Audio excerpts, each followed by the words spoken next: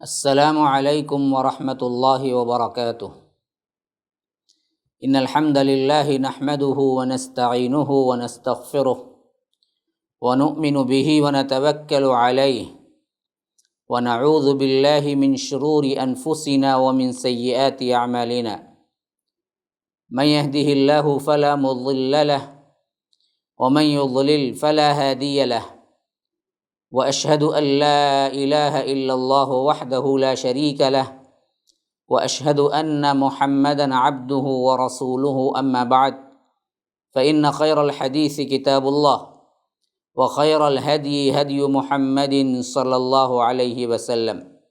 وشر الامور محدثاتها وكل محدثة بدعة وكل بدعة ضلالة وفي رواية وكل ضلالة في النار۔ فاعوذ باللہ من الشیطان الرجیم، بسم اللہ الرحمن الرحیم۔ والنجم اذا هوى ما ضل صاحبكم وما غوى وما ينطق عن الهوى ان هو الا وحی یوحى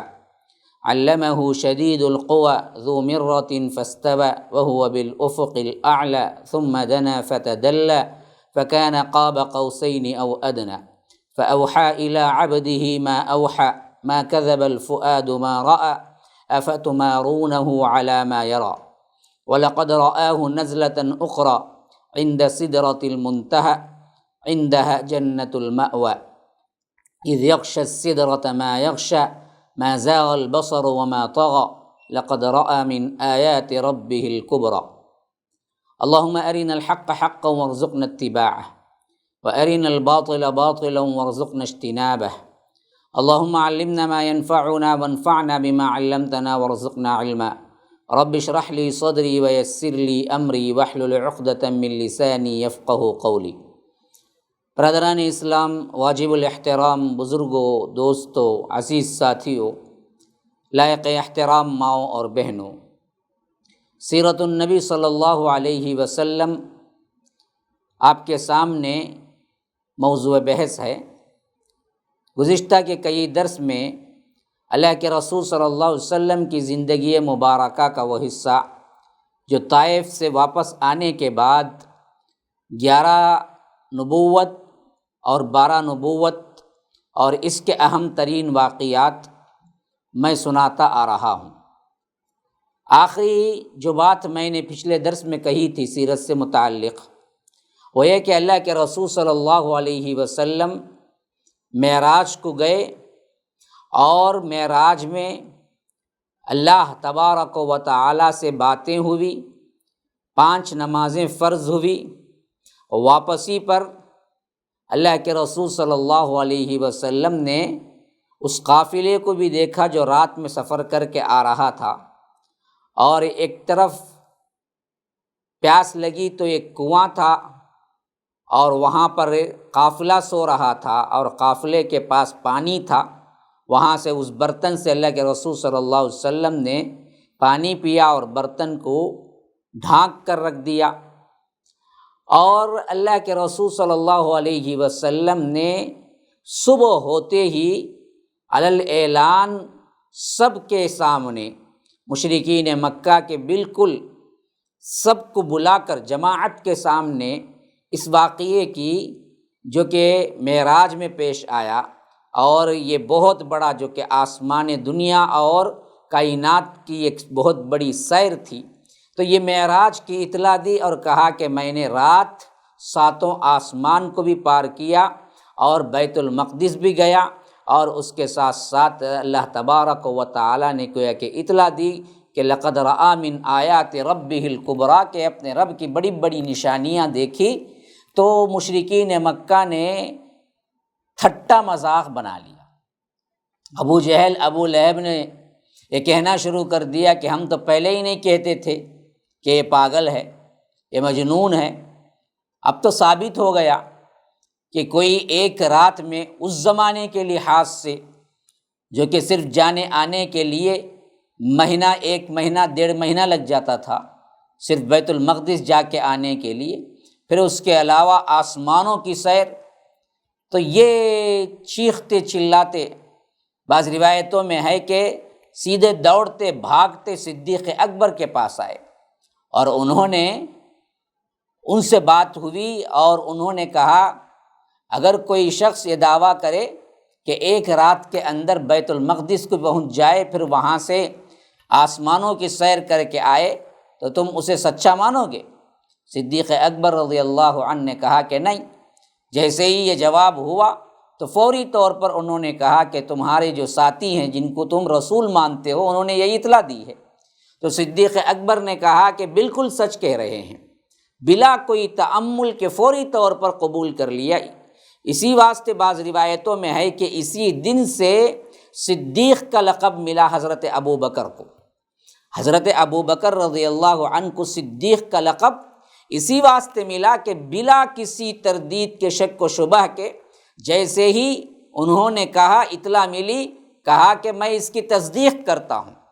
تو لوگوں نے کہا کہ ابھی دراصل تم تردید کر رہے تھے، کوئی شخص اگر یہ دعویٰ کرے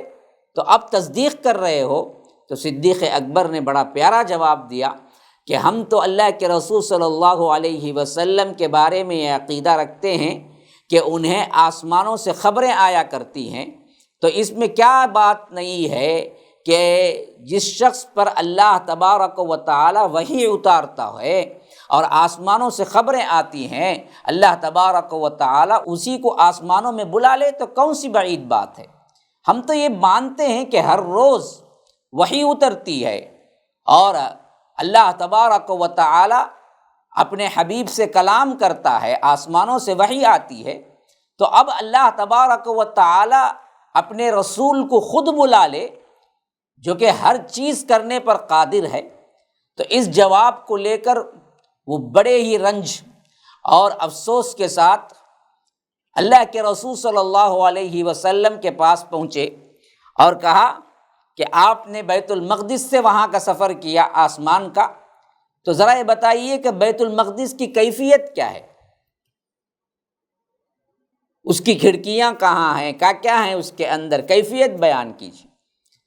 تو یاد رکھیے یہ سوال ہی بیکار سوال تھا۔ ایک انسان کسی عمارت کو دیکھنے جاتا ہے تو اور بات ہے، لیکن کسی اور چیز کے لیے جاتا ہے تو وہاں عمارت کی کھڑکیاں، دروازے گننے کے لیے نہیں جاتا۔ ہم اپنے پاس محلے کی مسجد میں کتنی مرتبہ جاتے ہیں، لیکن اگر کوئی پوچھے تو اس میں کتنی کھڑکیاں ہیں اور اس کی کیفیت پوری کی پوری بیان کرو تو ہم نہیں بیان کر سکتے، کیونکہ اس نظر سے ہم نے اسے دیکھا ہی نہیں ہے۔ تو یہ تو اللہ کے رسول صلی اللہ علیہ وسلم صرف ایک مرتبہ گئے تھے، لیکن اللہ کے رسول صلی اللہ علیہ وسلم نے اس بات کو بھی قبول کیا اور کہا کہ سوال کرو، جو تم سوال کرو گے بیت المقدس کی عمارت سے متعلق میں جواب دوں گا۔ اور ادھر یہ لوگ پوچھنے لگے، اللہ تبارک و تعالی نے معجزاتی طور پر اللہ کے رسول صلی اللہ علیہ وسلم کے سامنے بیت المقدس کو ظاہر کر دیا۔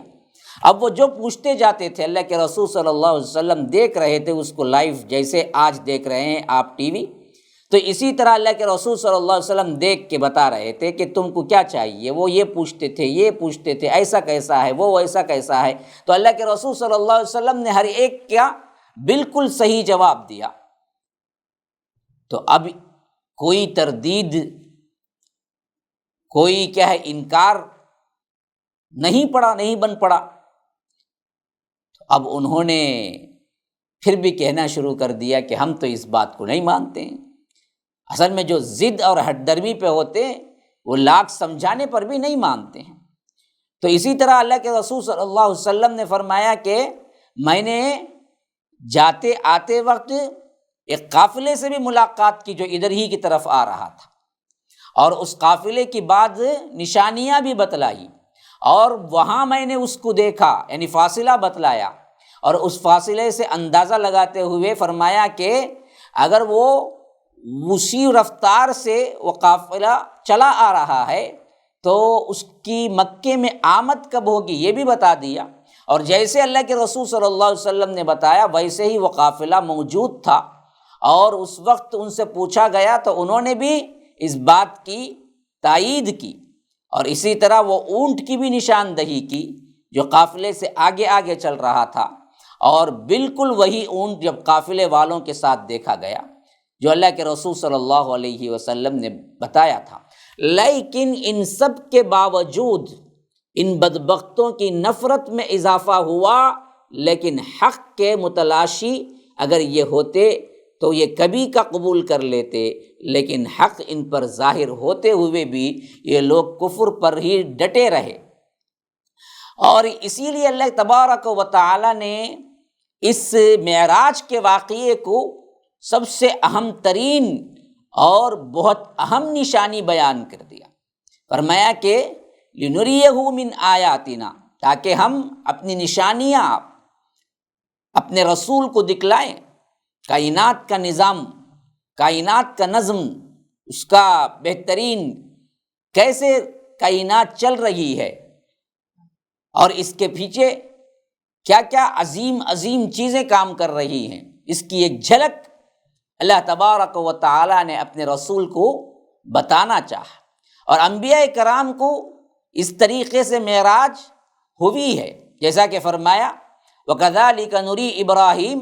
مَلَكُوتَ السَّمَاوَاتِ وَالْأَرْضِ وَلِيَكُونَ مِنَ الْمُوقِنِينَ، سورہ انعام، سورہ مائدہ آیت نمبر 75۔ فرمایا کہ ہم اسی طرح ابراہیم کو آسمان و زمین کا نظام سلطنت دکھایا تاکہ وہ یقین کرنے والوں میں سے ہو جائیں۔ تو اسی طرح فرمایا موسیٰ علیہ السلام کے بارے میں لِنُرِيَكَ مِنْ آیَاتِنَا الْكُبْرَى، تاکہ ہم تمہیں اپنی کچھ بڑی بڑی نشانیاں دکھلائیں۔ ان نشانیوں کو دکھلانے کا مقصود تھا، اہم ترین جو مقصود تھا وہ کیا ہے؟ وَلِيَكُونَ مِنَ الْمُوقِنِينَ، وہ یقین کرنے والوں میں سے ہو جائیں۔ اسی واسطے ہم دیکھتے ہیں کہ انبیاء کرام کے علوم کو اس طرح کے مشاہدات کی سند حاصل ہو جاتی ہے تو انہی عین الیقین کا وہ مرتبہ حاصل ہو جاتا ہے جس کا اندازہ لگانا ہم جیسے لوگوں کے لیے ممکن ہی نہیں ہے۔ انبیاء کرام اللہ کی راہ میں ایسی ایسی مشکلات جھیل لیتے تھے جنہیں کوئی اور جھیل ہی نہیں سکتا۔ در حقیقت ان کی نگاہوں میں دنیا کی ساری قوتیں مل کر بھی مچھر کے پر کے برابر کی حیثیت نہیں رکھتی تھی، اسی لیے وہ ان قوتوں کی طرف سے ہونے والی سختیوں اور ایذا رسانیوں کی کوئی پرواہ نہیں کرتے تھے۔ لاکھ تکالیف آ جائیں اس سے انہیں کوئی فرق نہیں پڑتا تھا، ان کا ایمان چٹان جیسا تھا، وہ مشاہدے پر مبنی ہوتا تھا۔ اسی واسطے اس واقعہ معراج کی جزیات کے پس پردہ مزید وہ حکمتیں اور اسرار کار فرما تھے جس کی خاص طور پر بحث ہم معراج کے واقعے کی تفصیلات پر لکھی گئی کتابوں میں ہم دیکھ سکتے ہیں۔ لیکن بعض باتیں جو واقعات ابھی میں بیان کیا، اس سے ہم موٹے موٹے جو نکات ہیں وہ سمجھنا چاہیں تو سمجھ سکتے ہیں۔ سب سے پہلی بات، اللہ تبارک و تعالی نے اس واقعے کا ذکر دو جگہ کیا ہے، جو میں نے ابھی آیات پڑھی ہیں سورہ نجم وہاں پر، اور اسی طرح سورہ اسراء میں جس کا نام ہی اسراء ہے۔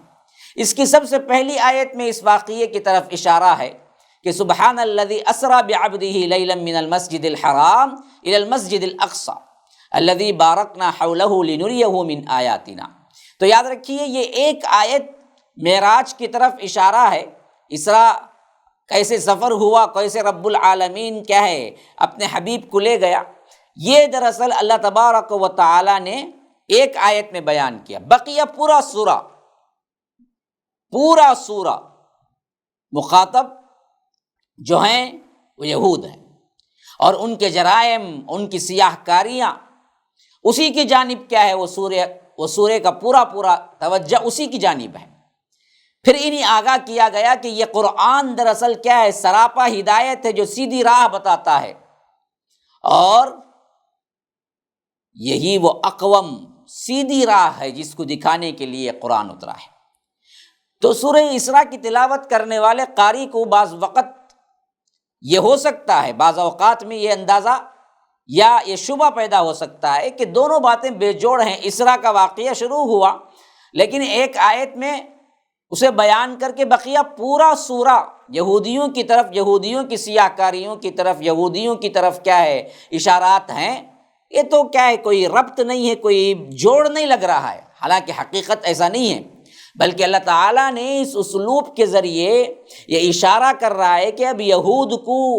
جو انسانیت کے لیے رحمت للعالمین بنایا گیا تھا اس سے معزول کیا جا رہا ہے، کیونکہ انہوں نے ایسے جرائم کا ارتکاب کیا ہے جس سے یہ لوگ اپنے آپ کو بچا نہ سکے، اور اس منصب پر اب یہ لوگ باقی نہیں رہ پائیں گے ان کے کرتوت کی بنا پر۔ لہٰذا اب یہ منصب اللہ کے رسول صلی اللہ علیہ وسلم کو سونپا جائے گا، اور یہ جو جہاں پر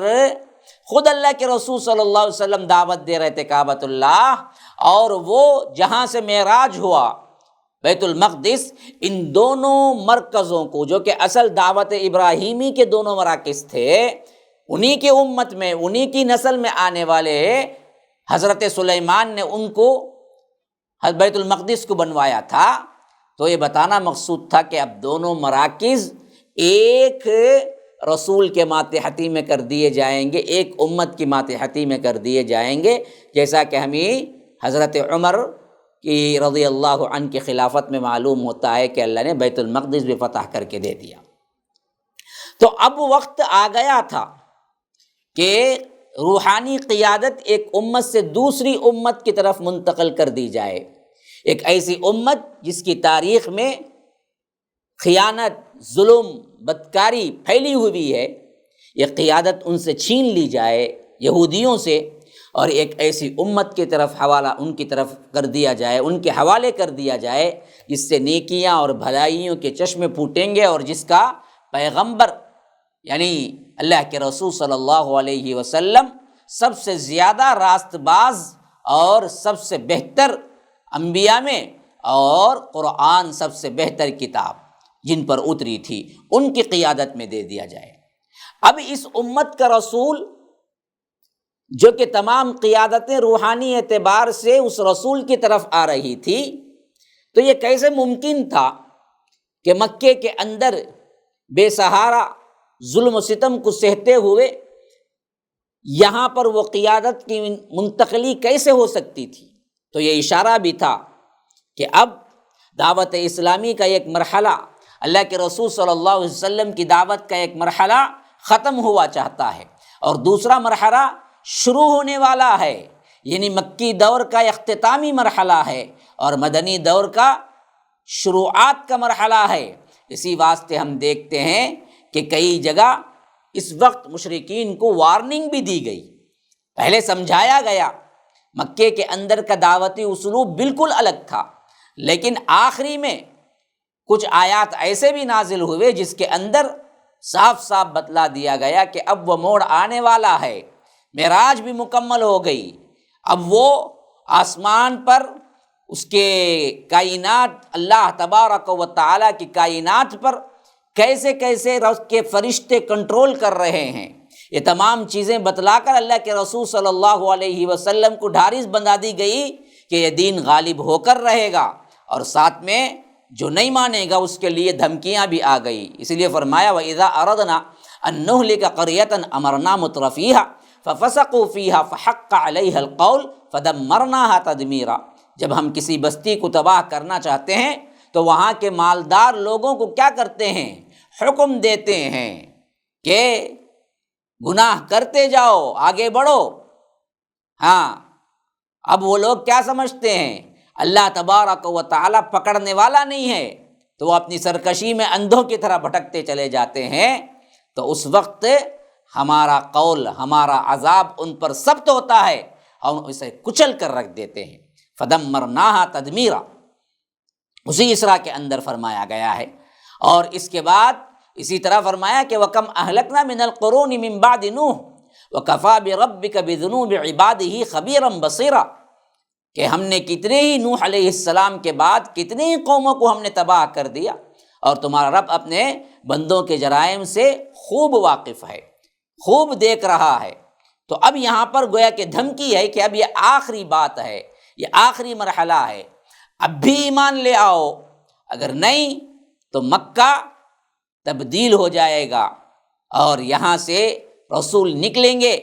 تو مدینہ دارالسلطنت بنے گا، اور یہ اسلام کا سب سے اہم ترین قلعہ بن جائے گا، اور اس کے بعد ایک زمانہ بہت جلد آئے گا جہاں مکہ بھی اللہ تبارک و تعالیٰ کعبۃ اللہ بھی اپنے رسول کے انڈر میں دے دیں گے، اور اس وقت تم سے رسول جو سلوک کرے گا وہ اپنے آپ میں مختار ہوگا، جیسے چاہے۔ یہ اور بات ہے کہ رحمت للعالمین نے معاف کر دیا، لیکن بہت جلد تم سب کے سر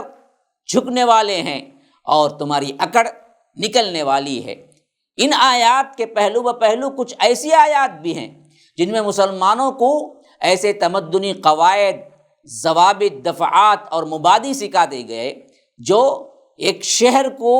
یا ایک معاشرے کو تعمیر کرنے کے لیے ضروری اصول تھے۔ وہ کسی ایسی سرزمین پر جب کوئی قوم اپنا ٹھکانہ بناتی ہے تو اس وقت ان کو وہ ضرورت پیش آتی ہے۔ اللہ تبارک و تعالی نے وہ اصول بھی بیان کرنا شروع کر دیے، تاکہ کیوں اب جب مدینہ جائیں گے وہاں پر سلطنت قائم ہوگی تو وہاں پر ضرورت پڑے گی اصولوں کی، تمدن کی، معاشرت کی، تو اللہ تبارک و تعالی وہ ہدایات بھی ساتھ میں دینے شروع کر دیے۔ اور اسی طرح اس موضوع سے سب سے اہم ترین بات جو تعلق رکھتی ہے وہ یہ کہ اللہ تبارک و تعالی اس معراج کو اللہ کے رسول صلی اللہ علیہ وسلم کو بلا کر خاص طور پر جو حکم دیا وہ نماز کا تھا، اور ساتھ میں جو رازدارانہ باتیں ہوئی ان میں سب سے اہم ترین بات توحید کی تھی، جس میں اللہ تبارک و تعالی نے اپنے حبیب سے فرمایا کہ یہ توحید ہی ہے جو انسان کو بچا سکتی ہے جہنم کی آگ سے، اور اللہ نے وعدہ کیا کہ تمہاری امت میں کچھ بھی کر لے اگر وہ توحید پر ہو تو وہ ایک نہ ایک دن جنت جائے گا۔ گویا کہ اس کام کو اب تیز کرنے کا، اس توحید کی دعوت کو اب کیا ہے تسلسل کے ساتھ تن من دھن لگا دینے کا وقت آ چکا تھا، اور یہاں سے اللہ تبارک و تعالی بھی وہ راستے کھولنے والا تھا جو مشرکین مکہ کے وہم و گمان میں بھی نہ تھے۔ کیسے؟ جو 11 نبوت میں آئے تھے کہ چند یثربی نوجوان جو مدینے کے تھے، جو صرف 6 تھے، جن کے بارے میں میں پہلے بیان کر چکا ہوں کہ یہ 6 افراد خزرج کے تھے،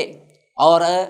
اللہ کے رسول صلی اللہ علیہ وسلم کی دعوت جو حج کے موقع پر ہوا کرتی تھی، ان میں اللہ کے رسول صلی اللہ علیہ وسلم ان کے خیمے میں بھی گئے، ان کو بھی دعوت دی۔ تو یہ پہلے خوش نصیب افراد ہیں مدینے کے جو قبول بھی کیے اور وعدہ بھی کیے کہ ہم اس کو اپنے طور پر جو ہو سکتا ہے، جیسے ہو سکتا ہے، کوشش کر کے ہم اسلام کو پھیلائیں گے۔ تو اب یہ 12 نبوت کا حج آ رہا تھا، 12ویں سال۔ اب 12ویں سال جب معراج کے بعد، ایسا لگتا ہے کہ معراج کے بعد اللہ کے رسول صلی اللہ علیہ وسلم کا 12 نبوت کا حج آ رہا تھا، تو وہ جو 6 آدمی گئے وہ اپنی دعوت سے بالکل اس کے ڈبل 12 آدمی بن کے آئے تھے، اور اللہ کے رسول صلی اللہ علیہ وسلم سے اس وعدے پر کہ ہم واپس لوٹ کے آپ سے ملاقات کریں گے، تو وہ لوگ اللہ کے رسول صلی اللہ علیہ وسلم کے ساتھ ملاقات بھی کی۔ خاص طور پر 12 نبوت موسم حج تھا، جو 6 افراد پہلے آئے تھے ان میں صرف ایک کی کمی تھی، حضرت جابر بن عبداللہ بن رئاب، ان کو چھوڑ کر 5 وہی تھے جو پچھلے سال آ چکے تھے، اور اس کے علاوہ 7 آدمی اور تھے جن کے نام سیرت نگاروں نے یہ لکھا ہے: معاذ بن حارث، ذکوان بن عبد قیس، عبادہ بن صامت، یزید بن ثعلبہ، عباس بن عبادہ، ابو الہیثم بن تہیان اور عویم بن سعادہ۔ یہ اس میں زیادہ تر خزرج کے تھے، اور صرف 2 آدمی تھے، ابو الہیثم بن تہیان اور عویم بن سعادہ، جو کہ اوس قبیلے کے تھے۔ میں نے پہلے بتایا تھا کہ مدینے میں 2 قبائل تھے، ایک اوس اور ایک خزرج۔ پہلے جو آئے تھے وہ بھی خزرجی نوجوان تھے، اب جو آئے تھے وہ بھی خزرجی تھے، بلکہ ان 12 لوگوں میں صرف 2 اوس کے تھے اور 10 خزرجی نوجوان تھے۔ اور اس کی روایت بخاری میں خود موجود ہے، جو اس میں شامل ہوئے حضرت عبادہ بن صامت وہ خود بیان کرتے ہیں کہ اللہ کے رسول صلی اللہ علیہ وسلم نے یہ اس وقت جب ملاقات ہوئی وہ عقبہ کی وادی میں تھے، اور عقبہ کہتے ہیں تنگ راستے کو، پہاڑی علاقوں میں جو تنگ راستے ہوتے ہیں اسے کہتے ہیں عقبہ۔ یہ مینا کے اس پار تھوڑے سے فاصلے پر یہ روٹ تھا جہاں پر اللہ کے رسول صلی اللہ علیہ وسلم نے ان سے ملاقات کی۔ عقبہ کی اس وادی پر بیعت ہونے کی وجہ سے یہ پہلی بیعت عقبہ کے نام سے مشہور ہے، پہلی بیعت عقبہ، یعنی سیرت کے لکھنے والوں نے اس کو ٹائٹل دیا ہے پہلی بیعت عقبہ۔ پہلی بیعت عقبہ 12 نبوت موسم حج عقبہ کے مقام پر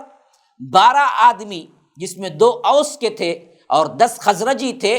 ان سے اللہ کے رسول صلی اللہ علیہ وسلم نے بیعت لی۔ بیعت ایک معاہدہ ہوتا ہے، بیعت ایک اگریمنٹ ہوتی ہے،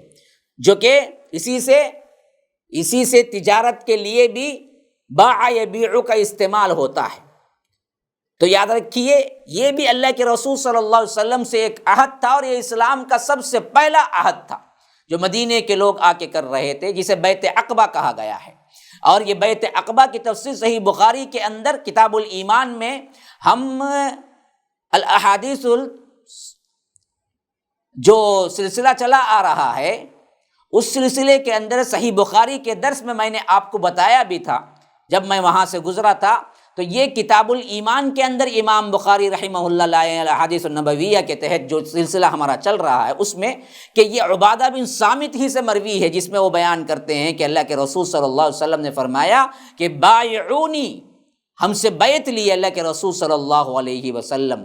کیا بیعت لیے؟ اس بات پر کہ اللہ کے ساتھ کسی کو شریک نہ کرو گے، چوری نہ کرو گے، زنا نہ کرو گے، اپنی اولاد کو قتل نہ کرو گے، اپنے ہاتھ پاؤں کے درمیان گھڑ کر کوئی بھی بہتان نہ لاؤ گے، اور کسی بھی بھلی بات میں میرے سے نافرمانی نہ کرو گے۔ جو شخص یہ ساری باتیں پوری کرے گا اس کا اجر اللہ تبارک و تعالیٰ پر ہے، اور جو شخص اس میں سے کسی چیز کا ارتکاب کرے گا، کوئی گناہ کر بیٹھے گا، اسے دنیا ہی میں سزا مل جائے گی تو یہ اس کے لیے کفارہ ہوگی، اور جو شخص اس میں سے کوئی گناہ کر بیٹھے گا اور اس پر اللہ تبارک و تعالیٰ اس دنیا میں بھی پردہ ڈال دے گا، یہاں سزا بھی نہیں ملے گی، تو پھر اس کا معاملہ اللہ کے حوالے ہے، چاہے تو اللہ سزا دے گا، چاہے تو معاف کر دے گا۔ حضرت عبادہ بن صامت کہتے ہیں کہ ہم نے ان تمام باتوں پر بیعت کی، یہ اسلام کی سب سے پہلی بیعت تھی، اور یہ پہلی بیعت عقبہ ہے جو 12ویں سال نبوت کے اللہ کے رسول صلی اللہ علیہ وسلم کے ساتھ 12 مدنی بھائی، 12 مدینے کے لوگ اللہ کے رسول صلی اللہ علیہ وسلم پر بیعت کی۔ بیعت کر کے جب لوٹنے لگے،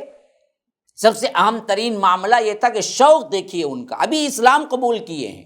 لیکن اتنا شوق تھا کہ اس کو سیکھیں، اس کو پھیلائیں، اس کے لیے تن من دھن لگائیں۔ تو اللہ کے رسول صلی اللہ علیہ وسلم پر یہ درخواست کرنے لگے کہ اللہ کے رسول صلی اللہ علیہ وسلم ہمارے پاس کوئی داعی بھیجیے، کوئی ایسے شخص کو بھیجیے جو اسلام کو اچھی طرح سمجھا ہو، آپ کا ساتھی رہا ہو مکے میں، ہم اس کے ذریعے سے مدینے میں اسلام پھیلائیں گے۔ تو اللہ کے رسول صلی اللہ علیہ وسلم نے وعدہ کیا اور سفیر بنا کے جن کو بھیجا وہ بڑے ہی پائے کے صحابی تھے، بہت ہی نامور اور بہت ہی بہترین دعوت اور بہترین طور پر سمجھانے والے۔ یہ اسلام کے سب سے پہلے سفیر ہیں، یہ کون ہیں اور پھر آگے کیا واقعات ہوتے ہیں انشاءاللہ تبارک و تعالی اگلے درس میں آپ کے سامنے پیش کروں گا۔ تب تک کے لیے اجازت دیجیے۔ ھذا وباللہ التوفیق، صلی اللہ وسلم علی نبینا محمد۔ اسأل اللہ لی ولکم ولسائر المسلمین من کل ذنب فاستغفروہ انہ ھو الغفور الرحیم۔ والسلام علیکم ورحمۃ اللہ وبرکاتہ۔